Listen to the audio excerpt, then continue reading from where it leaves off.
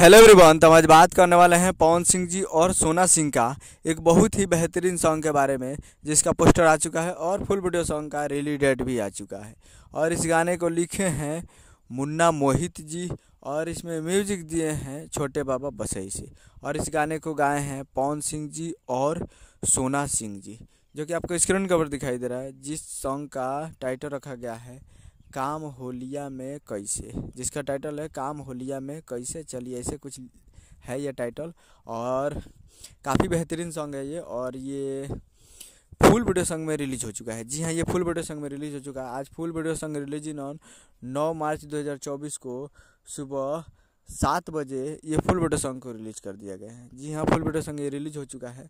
तो आप लोग अभी तक इसको नहीं देखे हैं तो आप लोग जाइए और जाकर इसको फुल वीडियो सॉन्ग में जाकर आप देख सकते हैं। यसी films present Bhojpuri YouTube channel पे, यसी films present Bhojpuri YouTube channel पे जाइए और जाकर इस गाने को सुनिए और प्यार दीजिए। काफ़ी बेहतरीन सॉन्ग है।